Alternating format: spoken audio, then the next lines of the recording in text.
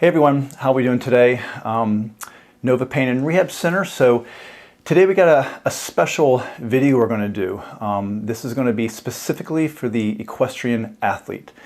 Now our friends at Nova Pain and Rehab Center, Adir at Another Turn Tack Shop, who's local in the town of Purcellville, had mentioned that some of her customers and some people she knows might want to see a video on some specific movements for the equestrian athlete, and I thought that was a great idea. I live in Purcellville, Virginia, and this is definitely horse country. Many of the patients that we see in this facility are equestrian riders. There's a couple things we'll get into today that are very specific to the equestrian athlete as far as weaknesses and tight muscles. And we're going to go through some basic movements today. There's 4 movements we're going to go through with you. We're going to split this series into 3 different videos. Each video going forward will show a little bit more complication in the movement, stretches, and exercises. But I want to start with the most important, simplest ones today to give you some stuff that you can do if you are the equestrian rider. Now, I've done quite a bit of work with equestrian athletes in the past, and the first thing I tell every equestrian athlete is that if you expect your horse to perform at a certain level, you have to expect yourself to perform at that same level. Most equestrian athletes will go to the barn, tack their horse up, get into the ring, and ride, and basically judge the horse's action on how the horse performed that day. But what about you as the equestrian athlete? What if you have a weak core, or you're unstable, or you're imbalanced? That's going to have a very direct effect on the horse and the horse's performance.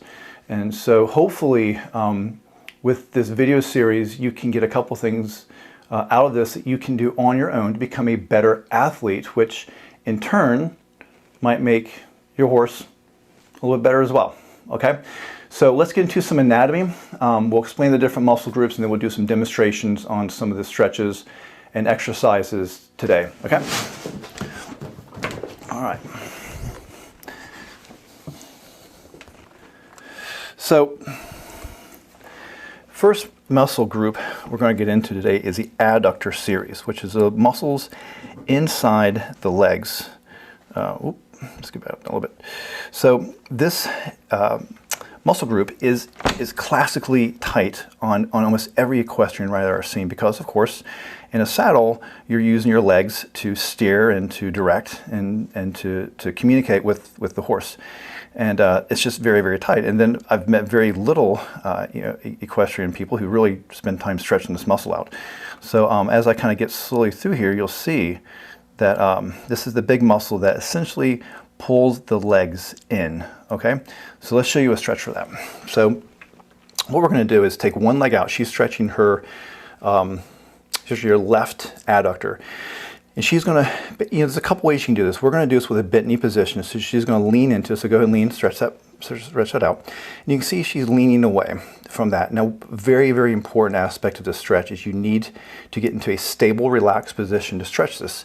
This muscle acts as a stability muscle. So if you're just trying to stand up and stretch it, I've seen some runners do this, you're getting very little to nothing out of that. So you get down on your knees, get into a position that you can relax. She's using the ball to stabilize her upper body, and just take some time and really get into the stretching. When you hold these stretches, typically I recommend stretching them for about 8 to 10 seconds, and then come out of it, and then go back into it again. She's pretty flexible, so you can see she can get down pretty well on this, much more than I can. But take some time with this stretch. This is hugely important. Another really important key with stretching muscles is you need to warm them up first. Cold muscles don't stretch, they just hurt. So warm up a little bit before you stretch this. Okay, so the second piece of anatomy we're getting into is the hip flexor, the psoas. This is I don't know if I call it my favorite muscle or my most hated muscle, but it is definitely a muscle that I see a tremendous amount of problems with in all athletes across the board. So this is a psoas right here. It's a deep hip flexor muscle. It attaches to 4 segments of the spine and then attaches to the front of the hip. It's a primary hip flexor, and I see this notoriously tight in every equestrian rider. This is probably 95+%. Okay, so let's show you how we're going to stretch this. Okay, so we're in a bent knee position now. The key with this is, again, stabilizing the upper torso, the upper core, and then you're going to lean into that leg. Now, as we lean into the leg, you see that she's leaning forward. You want to make sure that the opposite foot's far enough in front of you so you're not impinging that movement, and really get in and open that up.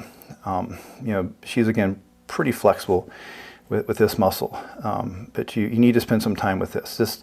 This muscle across the board is going to be really tight in most of the population, but it definitely in the equestrian rider.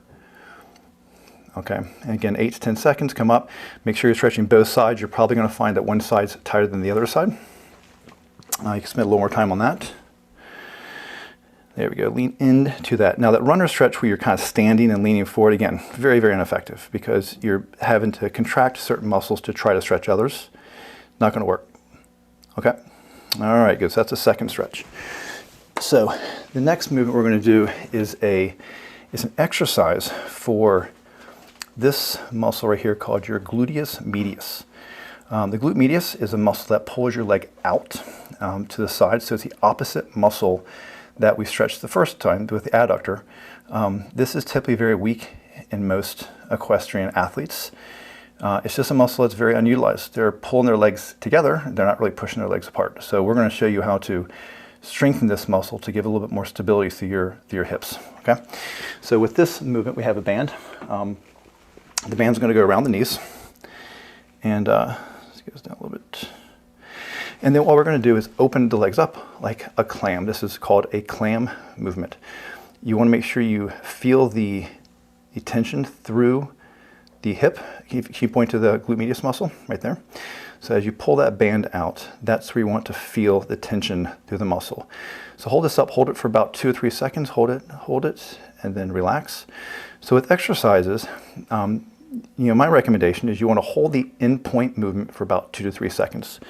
You know, I tell all our physical therapy patients that you get 95% of the movement in the last 5%. So you really want to get it up there, hold it for about 2 to 3 seconds, and then let that come down. Great.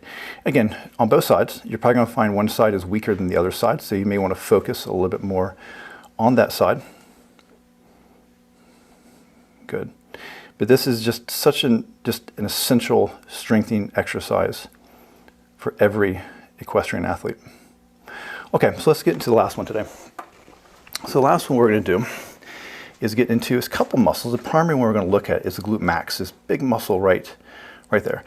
So we're doing a combination movement with this that's going to work some of the muscles of the upper back in conjunction with this muscle, but the primary goal is to isolate and activate the gluteus maximus muscle. Okay, so we're going to get into this position. This is called a quad position. We're going to take the opposite leg and opposite arm out. Okay, this is called a bird dog, and I've been through this a number of times in previous videos. This is just such a great movement to do. It really opens the torso up and isolates a number of muscles of the back that we typically find are pretty weak. You can actually see it. Leg up, opposite arm, opposite leg. Try to get that leg back as far as you can. Squeeze the glutes, squeeze the butt together when you get in this position. Again, you want to hold this each position for, usually with this one, maybe about 5 to 8 seconds. You want to feel that. You're going back and forth. And since you're working both sides, the recommendation for this is you just go until the muscles are fatigued, and then you're about done. Okay, great. Okay, thank you. Okay, so with that all said, these are a couple movements that you can do very easily at home that require very little equipment and are very easy to do. I can't emphasize enough the difference you will see if you can start to do some type of program if you're not doing one already. Just keep in mind, another analogy is, with the race car driver, if you have a driver that gets in the most high performance car and it has the best pit crew, but yet the driver's fatigued and tired and not ready to drive, the car is not going to perform very well. And it's not the car, it's the driver. And the same thing applies with the equestrian athlete. You can't expect your horse to perform at a level when you may not be there either. Okay? So I hope you enjoyed the video today. Again, go to a deer at another turn tack shop. a great place, and we'll see you on the next video series, which will be our second for the equestrian athlete. Thanks and have a good day.